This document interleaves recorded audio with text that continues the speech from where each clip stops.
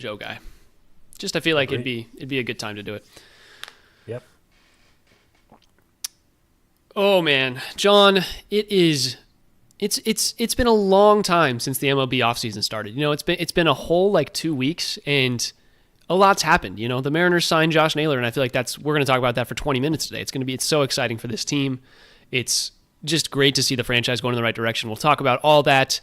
And the Seahawks, obviously, their Week 11 matchup against the Titans and what happened in their Week 10 matchup against the Rams, as well as some college basketball, college football. Got a lot to talk about this week. John, anything to say before we get started? No, big week, a lot of college, but excited to start out talking about the prodigal son here in Seattle. So let's do it. Yes. All right. For those of you on YouTube, we'll stay live. But for those of you on the podcast, here is some Coyote Picnic. All right. John, break it down, just like the emotional story of what happened when you saw the Naylor signing. Just like, was it just fireworks in your heart? Was it just like your brain exploded? What happened? Honestly, it was about as low key as it could possibly be, and that's because it happened so quickly.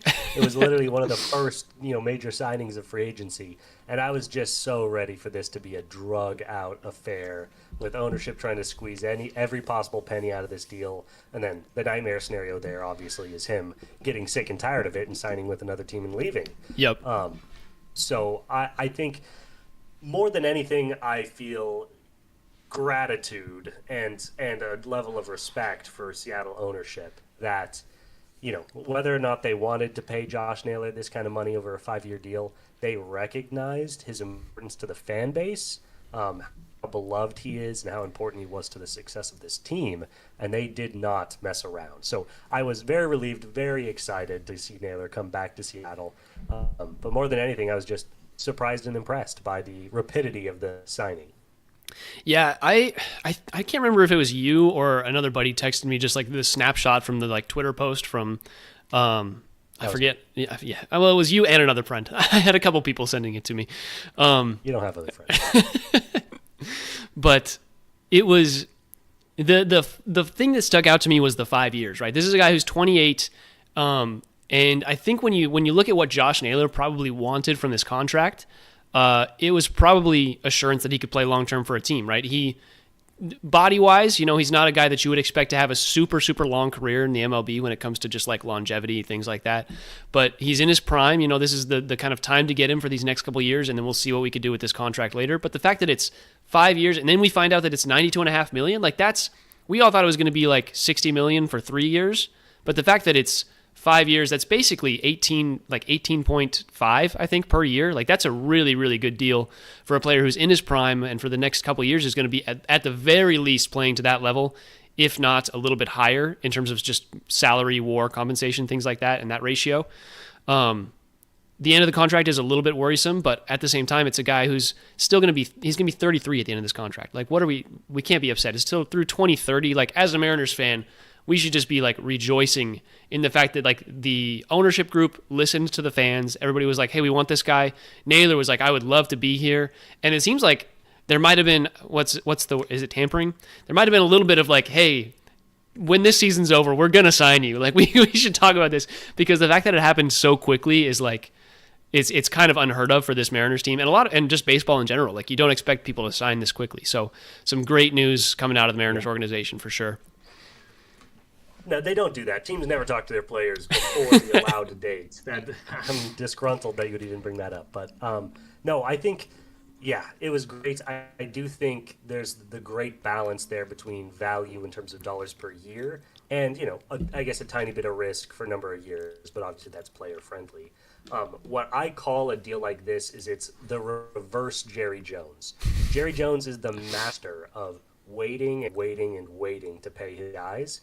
And then when it comes time to actually pay them, he's got to pay them the absolute premium to keep them or they leave. But, in these negotiations, there are a couple things on Naylor's side here. I think one, I think he loves Seattle. He really seems to have embraced the city. I think the way that he's been embraced by the city, I wouldn't be surprised if he's like, no. I would take a certain level of discount to stay in Seattle in a situation I know I'm really happy with versus trying out another organization. But I also just think, ownership's mindset of like, no, we're going to get this done. Like first week we're pulling the trigger on this. That's another way to get a level of discount because Josh Naylor and his agent don't have to be worrying about this No. this summer. They don't have to these all these options in order and trying to figure out what's the best deal. They're saying, hey, here's a really good deal, a little less money, but a couple more years to stay with a team that you want to be with. Here it is right at the beginning. We really want you. And he says, okay, let's do it. So, I think they also probably got a little bit of a discount because they did this so quickly. Yeah, I think that is the case. I think that they sold it, first of all, to the fans, second of all, to the rest of the players and to the free agents of Major League Baseball. Like, hey, this is a team that is, like, ready to win the World Series. Like, this is the time. We are going to go after you, and if we want to go after you, like, there's a reason for that. Like, we want you on this World Series team, whether that be these Japanese players coming over, whether that be, going after a guy who they're trading for or getting rid of Luis Castillo, whatever it is. Like, these moves that they're making, they are signifying, like, hey, this is our time. And that's a signal both to like Julio and Cal and George and Logan and all these guys, but it's also a signal to, not that we're going to sign Pete Alonso, we have Josh Naylor now, but it's like a signal to these kinds of free agents like, hey, Kyle Tucker, if you want to win a World Series, like this is the team. Like we just signed this guy for a little bit less money than he might have been worth. We now have this much money to give you if we can free it up from Luis Castillo. Like there's now real acquisitions that can be made for star players in free agency that I don't think the Mariners can say that they would have gone for had it not been for a move like this. So I think that's really exciting. It just the signalizing to the rest of the league is really cool. And obviously MLB free agency has just kind of been, I guess the offseason, not necessarily free agency, but there's been just like a whirlwind of things going on. The Red Sox trading for Taylor Ward, or the Orioles trading for Taylor Ward, the Red Sox trading for a pitcher, I believe. But lots going on in the MLB. It's just been a very exciting week or two. Yeah, any other reactions in terms of this Mariners team before we hop off Josh Naylor and go to other pastures? Not greener ones necessarily. Yeah, it's more of a leading question, and we'll see where the offseason takes us. But this was the deal on the forefront of every Mariners fan's mind. Every single one of us was first and foremost sign Josh Naylor. Yep. Now, another thing that happened since they did this right away is now my mind goes, what's next? If there is anything else. Now I'm going to spend a lot of time these next couple of weeks thinking, okay, now that we've got that done, where else can the roster be improved? Where can, fat be trimmed? Where are we going to have to lose money to bring anybody else in? But it's going to make these next couple of weeks a lot funner than they would have been if all I was doing was stressing about bringing Josh back.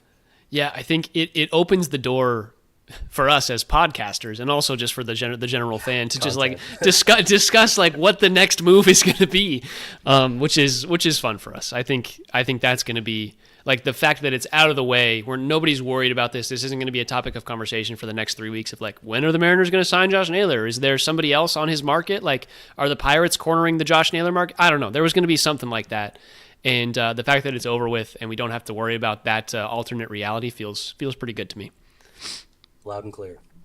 All right. Moving off the Mariners, I think that's kind of the biggest thing to talk about with them. They traded away, it was like a minor league catcher for a minor league pitcher from the Dodgers, who obviously the Mariners probably see something in where they can utilize that slider, as they always do. But other than that, let's jump to a little college football. I want to talk UW because it was kind of a weird week for me. I tuned into the UW game and I was like, what is going on? Because Jonah Coleman wasn't playing, Denzel Boston wasn't playing, they had one of their linemen not playing, and we just like smacked around Purdue, who is probably the worst team in the Big Ten. It felt good, but it was also a little bit worrisome in the sense of like, for me, are these guys trying to preserve themselves? Do they not see this team going forward being super competitive, and are they trying to preserve themselves for the NFL draft? Like, I'm just a little concerned with that. I know Boston went out of last week's game with an injury, but that was my like gut reaction, even though it was a good quality win. It was just a little worrisome for me. Did you have any thoughts on that UW game? Yeah, there's a little bit of gamesmanship here. I think UW sitting at 7-3 is still thinking about winning out and then beating Oregon. I do still think they would need some other chips to fall their way, but if those things happened, I do think they'd have an outside shot at grabbing one of those last CFP spots. Yeah. They'd probably need another Oregon loss somewhere else, but things like that to happen. And yeah, Purdue's a joke. They're 2-9. I think this was a cupcake game. I mean, it was 42-3 entering the fourth quarter. Yeah. It was 35-0. This game was over immediately. So, yeah, maybe they were just looking at it as a second bye week, a chance to rest up these guys for some of the more important games coming down the stretch. I also, I'm not that worried about it. One, it was an awesome game. I'm sure we'll talk about some of the performances, but it's also, we got 2 games left. We got UCLA, we got Oregon. It would be a shame to, lose the UCLA game for no reason because guys are resting. But, if we're losing key pieces for the Oregon game, then, we were going to need everybody all the way bought in to have a chance to win that game anyway. And I just think, if Jonah Coleman's thinking about the NFL draft during a 7-3 year, that's disappointing. But it's not like we're sitting at 15 in the nation right now. I do think this has been a great year for UW, but it's a building year. So this late in the season, if people want to hang up their jerseys, it's disappointing. But what is that? It's also like you were saying, it's basically a bye week. I'm sure they're going to be back next week and they're going to be playing up to speed. Like if I remember right, Denzel Boston was kind of ended up totally fine, but I think it was just a bit of a scare when he got carted off. Everybody was like, "Oh, that's going to be a bad injury," but it sounds like it was just like a tweak or a sprain or something. So yeah, it was a little concerning, but all things considered, it was very, very good to probably get this bye week-esque thing through the system. Let's talk a little bit about the stats from this game. I was very impressed. Omari Evans, 3 receptions for 60 yards, 43 of those coming on one play. But he's a senior. He got this start because Denzel Boston was out, and that was just cool for him. Just wanted to shout him out because Desmond Roebuck has kind of been like our secondary receiver, and we kind of just said, hey, take Audric Harris, take Omari Evans, and Raiden Vines-Bright, and just you guys go have a field day. We are much better than this Purdue team. Everybody else can do their thing. Decker DeGraff, our tight end, had a really nice game, 5 receptions for 91 yards. But just this was felt like such an easy ball movement game. Adam Muhammad, 3 touchdowns on 17 carries for almost 60 yards. Everything just felt really easy in this game, which was great to see for a team that's sometimes struggled to get offense. And obviously at home they do a lot better, but really was just pleased with this. And Damon Williams, obviously 16 for 19, almost 260. Everything was just really solid. Everything was clicking on all cylinders. Yeah, I think the things that stood out to me are when you're missing your RB1 and your WR1. How's the offense going to look? And again, tune-up game against Purdue, but it looked really good. Damon was really efficient. He was still attacking down the field even without Boston, which UW fans will not be surprised about. The guy loves to huck it, but. His level of efficiency and ability to spread the ball around without Denzel in the room is a really encouraging sign for next year, considering Denzel's likely going to the league. And then on the running back side, Adam Muhammad being what we know he is, just, a real stalwart, powerful running back. But the guy that really surprised me overall on the offense was the breakout of Jordan Washington. Yeah. The redshirt freshman running back. 5 carries for 108 yards and a touchdown. Obviously, a lot of that coming on his 68-yard touchdown scramble. But that means he went 4 for 40 besides that 68-yard touchdown. So even without that, he was gashing this Purdue defense. And I can't help but wonder, because, Muhammad is a great back. He's a really good guy to have, more of a bully ball type of guy that can get you a yard in a pinch.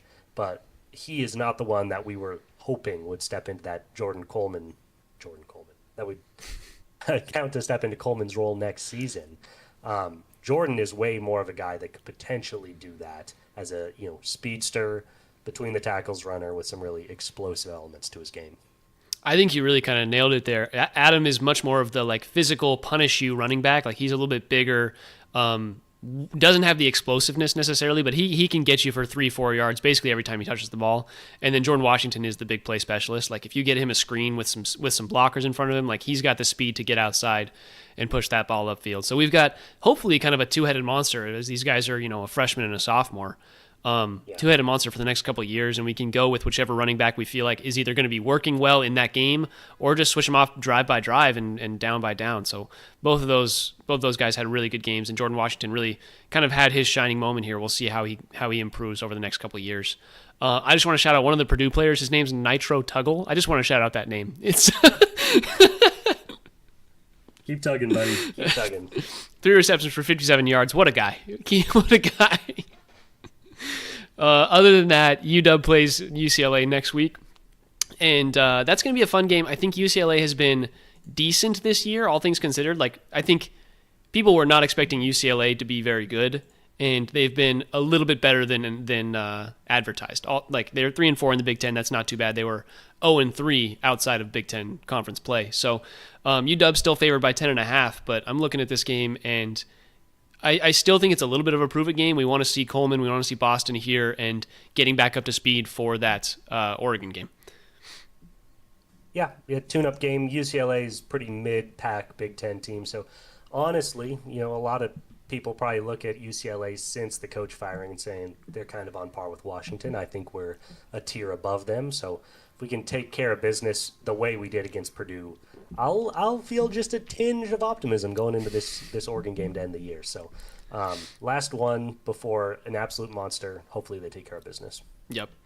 Looking at Wazoo, they beat Louisiana Tech 28-3. It was kind of a nothing burger of a game. Wazoo, Louisiana Tech hasn't been very good, and Wazoo needed the win, all things considered. They're trying to get a bowl game going. They're 5-5 on the season, so for them, just hoping to stay strong. They've got actually kind of a tough game against James Madison this upcoming weekend. So James Madison 9-1 right now, and we'll see. This is kind of the where is Washington State with regards to these kind of non-upper echelon conference teams. And this is going to be a true test because James Madison is kind of the upper tier of that group of people, the non-Power 4 conferences.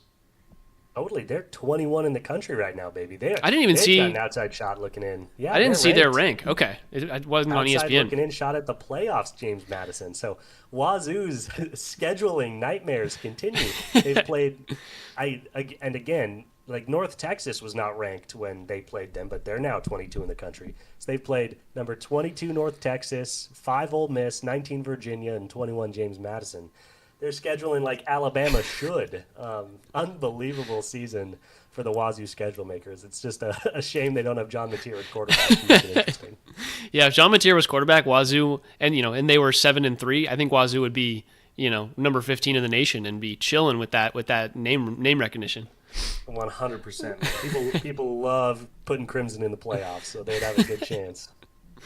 Other than that, you got anything else to say about college football? That's kind of all we wanted to touch on. Nothing crazy going on. Oregon State versus Washington State coming over Thanksgiving, so that's going to be a fun Pac-2 game, and we'll hope that Oregon State can pull out that victory again because we always love that.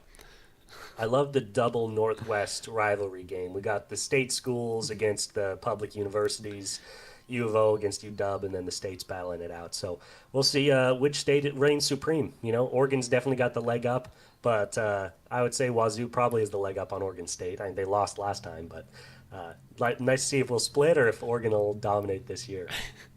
Really hoping that doesn't happen, man. I need to get back to Seattle and start rooting on my boys. We'll just wear all our Oregon State gear if that happens, man. We can transition down to Portland, Oregon. All right, quick touch on the Kraken. They are 9-5 on the season. Grubauer's had a pretty good stretch. The last time I checked, which was before their last game that they lost, Grubauer was 3-0-1 in his 4 starts. He had one game that he came in and was a goaltender for the last 20 minutes, and they ended up losing that one. But he's 3-0-1, so he's had a pretty good stretch, and I'm assuming that he was the goalie for that recent loss. So probably 3-1-1 now. But overall, it's kind of nice to see him back. People that have been following the Kraken for the last few years really liked Gru, and I think we were all kind of disappointed with how he was playing towards the end of last season. So for him to be able to come back and kind of pick up where he was before is really nice, especially with DeCord kind of being the main goalie for now. It's just a good spot to be at for the Kraken. And they're kind of on the outside looking in a little bit in terms of the playoff hunt. So I would expect them to make a couple moves to either go one way or the other, right? If they think that they can compete, we will see what happens there. If they don't think they can compete, then they'll probably trade some pieces that are going to be expiring or valuable assets.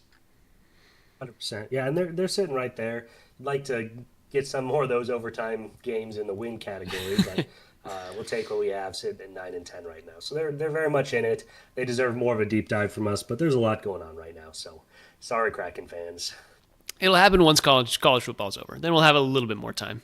We promise. All right, next up is some college basketball, and I want to talk about UW first, only because UW is the team that I feel like I have undersold a little bit. And the reason for that is because they had 2 transfers that whose last year's point totals would have combined for like 36 points, and they came to this team and hadn't played yet until Desmond Claude played yesterday, I believe, for UW against, that was Southern, was that just Southern University? I don't remember. Yeah, just Southern. But he dropped 20 points in a double overtime game, which we were projected to win by 33, so that's always lovely to see. But he dropped 20, and it was just great to see that the scoring potential was there for this UW team, even though it just kind of was an all-over-the-place game.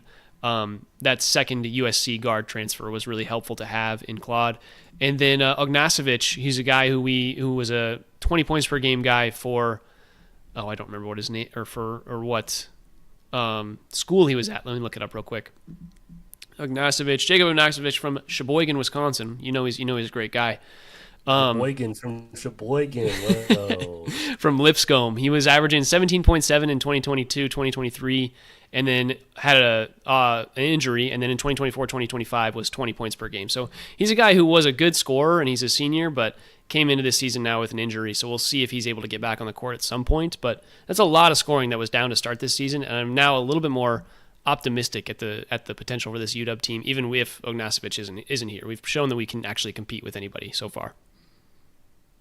Yeah, 100%. I mean, I guess I'll start on the positive and shout out Wesley Yates, 2 straight games scoring 20-plus for the Dogs, and their win against Washington State, and then Southern, which is in Louisiana, if you were wondering. I know where Southern is. Well, I didn't. Southern University. HBCU, baby. Hey, you're all over it. Yeah, they have a bunch of titles from like the HBCU days. So, yep. Good for Southern. You're all over it.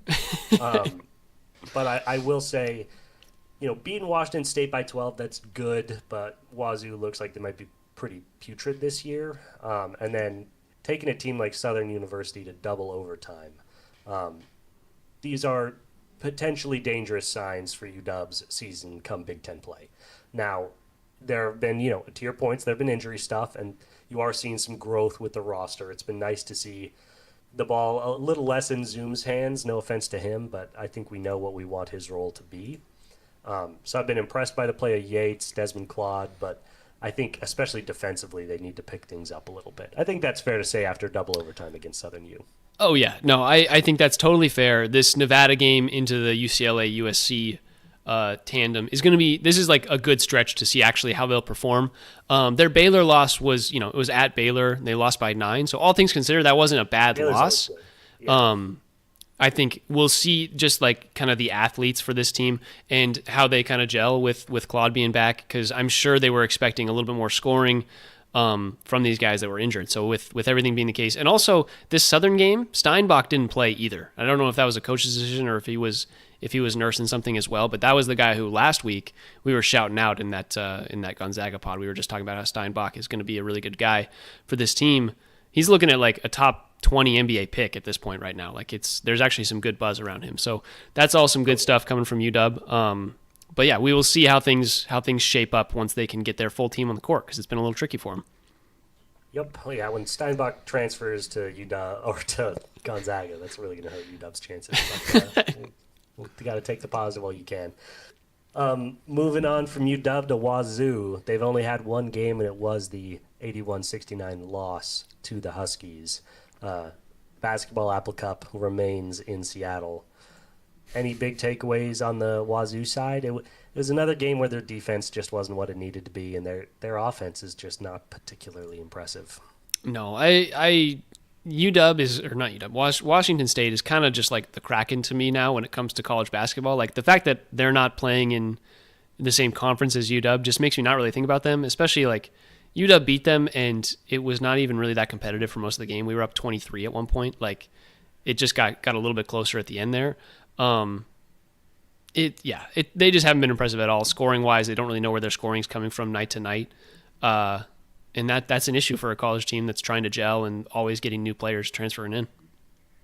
Yeah, their season high on the year is 81 points scored, and the fewest points they've allowed has been 71 to St. Thomas. All other three games they allowed 80 plus. So this is a team that is just trying to live on the margins, and the math just is not mathing. Their defense is not sharp enough. Their offense is not good enough, and they have not put it together enough in these games. So we're looking at one win so far against St. Thomas. We'll see what they can do against Southern Utah. Yeah, they're also a sub 30% 3-point shooting team who's just like going nowhere fast, right? So correct. We will see. If you're not good at defense, you got to be mediocre at least from three. Yeah. Also 10.5 assists per game. This is just like these guys 1v1 and then hucking up threes. Like that's the game plan. It feels like UW from a couple years back. So we'll see how they can improve. But let's talk a little bit of better basketball. Give me the Gonzaga discussion. Gonzaga continues to humiliate Tyler and his horrible preseason naysaying. They're up to 13 in the AP poll, and let me tell you, folks, that is just the start. Through 5 games, which is a good sample size, they are the number 1 team in KenPom, which takes into account everything: strength of schedule, who you've played, how you've played against them, all these things. They are the number 1 team in KenPom. So expect that 13 to go single digits here shortly. It's been 2 very strong games for the Zags. They beat Arizona State in a fun game where ASU kept it pretty tight in the first half before Gonzaga was able to open it up, but that was a fun game in Tempe. And then an absolute obliteration of Southern Utah. I think Southern Utah's looking forward to this Wazoo game after the 122-50 shellacking they got from Gonzaga. The things I really wanted to talk about with this team all came in that Southern Utah game.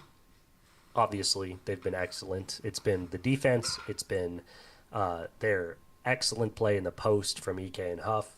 But a couple really interesting developments in the Southern Utah game. One, Mario Saint-Supere, our star freshman point guard out of Spain, who is really starting to get some NBA buzz, moved into the starting lineup. He did the impossible. We were just talking a couple weeks ago about how, taking the starting role from a redshirt senior like Braden Smith was going to be damn near impossible. But at least against Southern Utah, cupcake team, maybe if he was just trying it out. But he gave Mario the lead role, and he was excellent. 16 points, 7 assists, 3 for 3 from downtown. His shooting has been huge for this team. So that was one thing. I kind of hope he remains in the starting lineup. He's been superb. And the other thing was a guy we have not really talked about this season, and that's David Fogel, a true freshman who's a 4-star recruit, a guy that wants to make some NBA buzz for himself, but he's just a true freshman. He's been kind of our victory cigar this season. When things get out of hand, we put Davis in. And it's just so funny going from Joe Few used to be our victory cigar, a guy that was a complete clown on the court, to now a 4-star guy that wants to make the NBA is our victory cigar. But it's like, hey, man, you're a freshman. Unless your name's Mario, you can't get run with this team. But he really had a little breakout against Southern Utah. 15 minutes, 7 for 10 from the field, 19 points for the young man, Davis Vogel. Keep your ears open for that name, and I'm curious to see if on this incredibly deep and talented team, this freshman can carve a little bit of a role for himself. Yeah, I understand what you're saying about Mario. I just, he got the start against Southern Utah, a game that you won by 72. So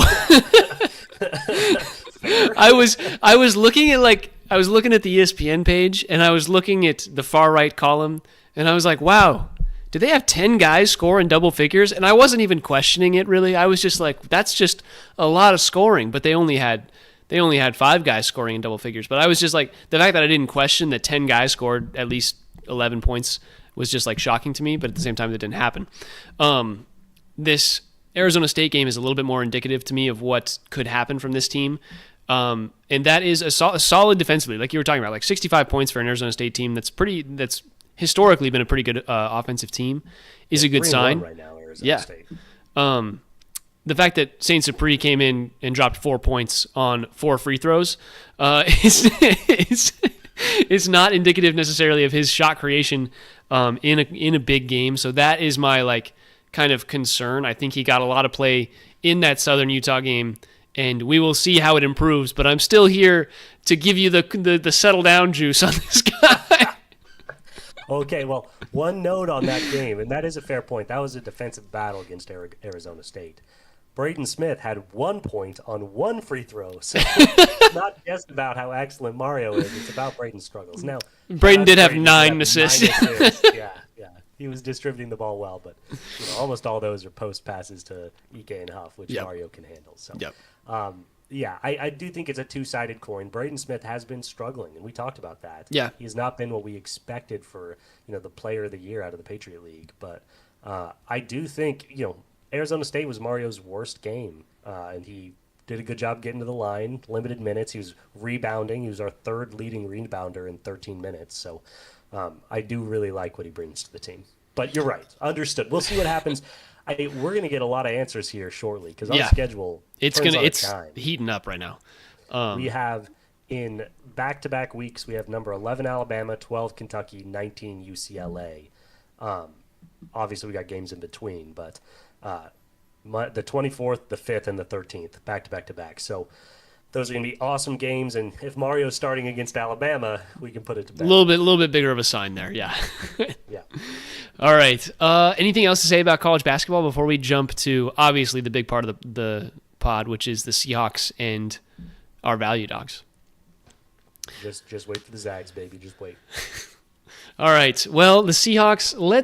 Let's talk this most recent loss because there's probably a lot more to say about the Rams game than there is to say about this upcoming Titans game. And I guess the first thing to talk about is Sam Darnold. Like we just kind of have to talk about him and what happened in that game. So give me your takeaway from watching that. Was that a fluke? Was that something that we're now concerned can happen frequently and repetitively in the future? Or is there something that we can hang our hat on and say, okay, there's a reason for this. He can fix this. What are we looking at right now? Yeah, it was the best of times. It was the worst of times is what that game was. The 21-19 loss to the Rams. Sam Darnold was really bad, 29 of 44 with 4 picks. He threw for almost 300 yards against this team, so he continued to push the ball down the field. He got JSN the ball like he's been doing all year. He just made some mistakes. And there's been a lot of talk about, this is end-of-season Viking Sam Darnold against, one of the same defensive minds and the Rams defensive coordinator. Maybe they just have his number.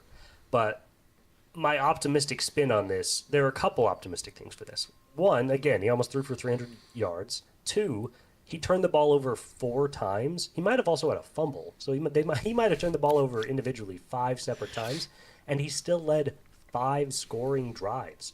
Now, only 1 was a touchdown, but he led 4 field goal drives, which, they were a field goal away from winning the game. It was almost 6. Yeah. A 60-yard field goal would have won this game for the Seahawks. And then the second thing is, that could not have gone worse for Sam over the first 3.5 quarters.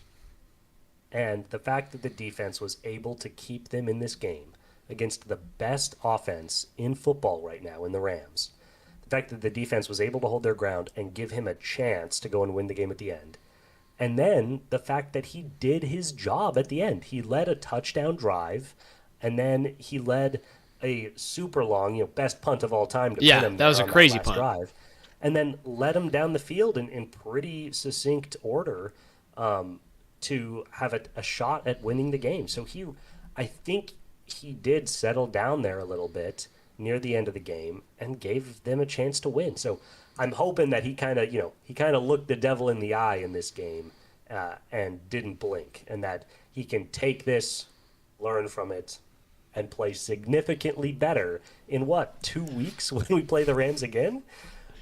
Titans? No, okay, 5 weeks. We don't play them until late December. Yeah, but he'll have another shot at him.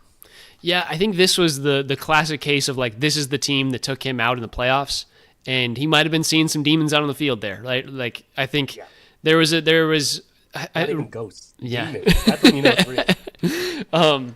There was a good article actually by Ben Solak on ESPN just about kind of breaking down a bunch of different things in the NFL, but he talked about this game specifically and Sam Darnold and how this game isn't necessarily reflective of what we think that Sam Darnold can and will be and has been. This looked like a Sam Darnold who was scared and was making errant throws because he was worried about taking sacks and getting hit, even though there wasn't necessarily people like super close to him. It was a level of like he's still figuring out how to trust this offensive line. He's still figuring out that like it's okay to take sacks. Those are better than throwing interceptions off your back foot. Like there are just some things that he needed to work through, and I think the Seahawks, I'm sure, are going to be like, hey, you can. It's okay. We would rather keep the ball and punt it than have them intercepted on their own 35. Like it's okay. You don't have to do everything. You don't have to do everything for this offense. So I think there are a lot of good signs, and like you were saying, the defense did great things, especially considering we turned the ball over 4 times. It was just a really solid showing. Honestly, like one of the best showings defensively that we've had in like a decade. Like it was statistically the worst that Matthew Stafford's been for the Rams, I think, in the last 2 seasons. So just some good things there. Obviously, he had the 2 touchdowns, and the Kyren Williams was able to get ahead of the sticks there early, and that was what got them an early lead, and we had to kind of claw our way back into it. But once the defense settled in there, that looked like what we were expecting from the Seahawks defense. So that was just all things point to the Seahawks giving Sam Darnold a firm talking to, and the defense also looking at him menacingly during practice and saying, "Hey, don't worry, we got you, brother." Yeah. Well, and yeah, the defense 7 points in the last 3 quarters. That's elite stuff. Yeah. When the other thing that you're so right about is they need to sit Sam Darnold down and show him Matt Stafford's line from this game and be like, "Hey, Stafford's the front runner for MVP right now. He had a 53% completion percentage for 130 yards, literally less than half of what Darnold threw through the air. Yep. But his QBR is almost double. Now, why is that? Because he didn't turn the ball over. He understood that to help the Rams win, he was okay throwing incompletions, throwing the ball away, and punting the football. 100%. Yeah, I think that's the biggest takeaway of like, by other than 4 throws, he completely outplayed Matthew Stafford in this game. Yeah. But those 4 throws completely flip it on its head. So, just the idea of being a little bit smarter, a little more conservative, especially against a really good defense like the Rams. Yeah, I also just want to keep shouting out this defense. Devontae Adams, their second best receiver on the Rams, 1 catch for 1 yard. Devontae did nothing this game. It was a touchdown, but Puka had 7 receptions for 75 yards. That's like a bad game by Puka's standards, all things considered. Like, we held their receivers down, and that is some great signs. Kyren, 12 carries for 91 yards. They basically got off that, and you can really, really see like how good this defense was just by the sheer number of plays, right? Matthew Stafford threw the ball 28 times, and the Rams rushed for 22 times. The Seahawks had 35 rushes and 44 attempts. That is 79 plays to 50. Like, our defense got them off the field immediately, and then Sam Darnold was like, "Here, you guys go again." But it was just like... Well, yeah, it was the turnovers, and then again, 5 scoring drives to the Rams 3. We almost doubled the amount of scoring drives they had. The difference was just, at the end of their scoring drives, they were scoring touchdowns, and we weren't. Again, we were... Take any of those field goal drives, turn it into a touchdown, and this game is also an end in victory. So, there were a ton of positives. I think far and away the biggest was the defense. JSN's performance was excellent. It's just getting Sam. It's like, hey, we love the way you attack down the field. Let's dial it back 5%. Yep. Also, A.J. Bonner, shout him out. He had 10 receptions for 70 yards. Just a really solid tight end performance there. Good things come from him. Just wanted to, before we move past this game, just had to shout him out. But I think we can expect to see, going through the rest of this season, an adjusted Sam Darnold that's like realized the changes that he needs to make. I think that's what we're looking for here. And so obviously this next week, we can talk about that a little bit. This Titans game, we are hoping that Sam Darnold just doesn't play the 4th quarter and we can let Jalen Milroe attempt to cook here. But I think it's going to be the real test is in a couple weeks. The Seahawks, the later games of their schedule are a little easier now that we've gotten this far. We've got a game against the Vikings in 2 weeks and the Falcons. Those teams were a little scarier early in the season.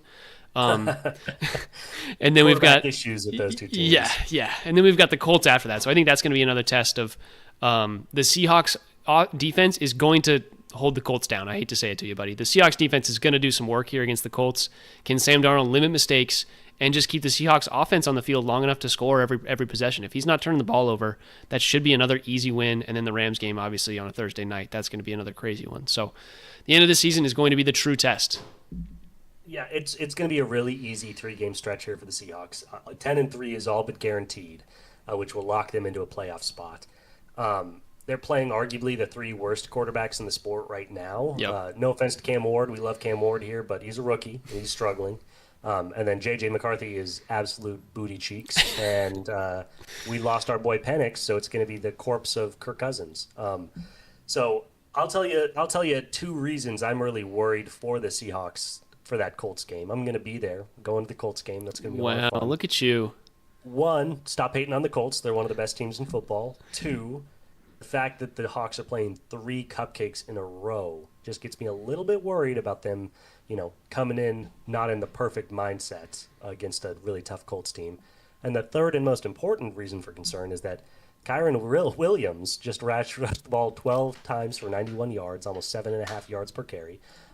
There's this running back on the Colts that's pretty good. If they're getting that done to him by Kyron Williams, I'm a little worried what that guy might do against the Seattle defense. I think a couple responses to your comments there, buddy. We're so off topic. We're not going to give it 4 weeks. Seahawks were definitely planning around stopping the Rams' passing attack, which the Colts have a really nice passing attack as well, but their rushing attack is obviously where they shine, so we will hope that the Seahawks are adjusted accordingly. Second off, I think your Colts have not necessarily played a ton of the top defenses. You mean like the Rams and the Broncos, the 2 of the top 4 defenses in the sport? Weren't you supposed to lose the Broncos game, and you did lose to the Rams by quite a decent margin? No. The Rams game was epic. We literally lost on like a last. Oh, that's right. 80-yard bomb. Sorry, he avoided the Broncos question. Correct. Both those games canceled out as they should. We should have come out 1-1 in those 2, and that's exactly what happened. We shouldn't have beat the Broncos. But again, the Broncos had their best offensive game of the season. Bo Nix is done throwing for 200 yards and 3 touchdowns. He's given that up. Well, either way, this is going to lead into a little bit of value dogs action, but this week is going to be a true test for the Colts against what should be a pretty good defense. So I want to see them do it now after they've had a bye week as well as a little bit rough of a game against the Steelers. So we'll see what happens here. I want to see them continue to do it. They were obviously the best first half team. They need to be the best second half team for me to continue to buy that. In 4 weeks, they're going to beat the Seahawks defense. That's all I needed to say. This season, the Colts have scored less than 28 points. Is that going to be 3, 2, 1? I don't know. It's 2. It's the Steelers and the Rams. Both games where they turned the ball over multiple times, they still scored 20. They've never been in single digits all year. This offense is electric. This isn't me saying they're going to be in single digits, brother. This is like me saying the Seahawks offense it's going to be like closer than it has been for your Colts and their Browns games and things like that. Anyways, let's get into some value dogs before we get too deep. Last week we both went 1-2, but we had our one pick that matched. Obviously went through, and the Seahawks covering +3. We love that. Almost got the win there. Really needed that Jason Myers 61-yarder to get the win, but come on, Jason. Sometimes you lose those. Other than that, we both missed on our other 2 picks, but that puts us at an even 15-15 for both of us on the season. Which, if you've been following along, the underdogs against the spread this season are 74, 87, and 3. So that's a 46% coverage against the spread. So we are doing better than the coverage against the spread, as we always do. Margins, baby. Always. Just but if you were better than reality, if you were fading us or following us, it didn't really matter. You were 50% no matter what. You're just losing. You're losing that 10% to Vegas. We got to get a lot better, a lot worse here. Yeah, we need to pick a side, and I'm going to choose to pick a side that is a lot better. So I'm going to take this first pick, and I actually didn't even think about that one. I guess that's because it wasn't. That's right. We'll talk about that when your pick comes around. I'm going to go first though, and and I am going to go with another division matchup. I think it was last week or 2 weeks ago that I went with the division matchups and was unsuccessful on 2 of them, but I'm kind of going to go back to the well here and take the Vikings +6.5 against the Packers. I don't trust J.J. McCarthy, but he kind of keeps proving that he's going to keep his team in the games late, and he does really well when the coverage is a little lackluster and they can just push the ball along. They could have won against that Bears team if not for Caleb kind of turning it on there at the end. So all things considered, the Vikings played awful, and they were still able to almost win against the Bears in an NFC North matchup. So might as well ride that wave. The Packers have not put away any team recently. I'm taking the 6.5 points here. That's 2 field goals. I got to say, I appreciate your strategy again. I'm always complimenting you on taking these big point games, and then I always refuse to take big point games. So shout out to you for doing that. JJ scares the absolute living crap out of me. I think he's an absolute garbage quarterback. So that's a worry. But Packers have a lot of injuries right now. They might have lost Josh Jacobs for the year. Who knows if Jordan Love's going to be 100%. So I like the points. For my first pick, I am taking the Falcons plus 1.5 against the New Orleans Saints. This line is the way it is due to the loss of Michael Penix, our beloved star, our young prince. Can I hate to see him. Can I drop a little bit of knowledge just in case?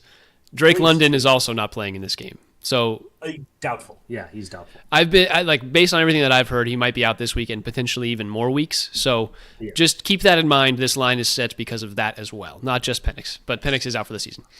Well said. And the reason that doesn't concern me a ton is, with the corpse of Kirk Cousins coming in at quarterback, that was a lot of C sounds there. I don't think their passing attack is going to be very good anyway. So the loss of Drake London doesn't hurt as much as it normally would. But I do think Falcons still have one of the better pass defenses in the NFL. That's statistics. And they still have probably the second best running back in the sport in Bijan Robinson, and a decent offensive line. So I just think this is a overreaction. What I think is going to happen is that they're just going to absolutely pound the rock with Bijan and Tyler Algier, completely control the pace of the game, and I think they're going to beat the Saints handily. So, again, I get why this line is here, but quarterbacks aside, it's not like the Saints have a good quarterback. This Falcons team is just a lot better than Saints. Yeah, I think the margin shrunk here. Looking at this line, I was actually coming into this week, I've picked the Saints to win in most of my pick'em leagues or whatever. And I just feel like the Saints are going to do this to themselves where they win this game and then they're 3-8 as well as the Falcons are 3-8, and everybody's just kind of not tanking to the right level. This feels like the kind of game that the Saints are like, oh yeah, we're here to compete and win this game, and the Falcons are like, screw it. Yeah. The Falcons are like, screw it, we want a top 8 pick again, and we're going to draft another quarterback. They're going to do something stupid here, and this is why I'm concerned about it. But I do I'm not opposed to the Falcons winning this game either. I think they've got more talent, especially with Bijan. I hope that it's just Kirk Cousins dumping the ball off to Bijan every 3 plays, and they just get 6-yard chunks every single time. So that's what I would expect. But I was a little nervous looking at this line.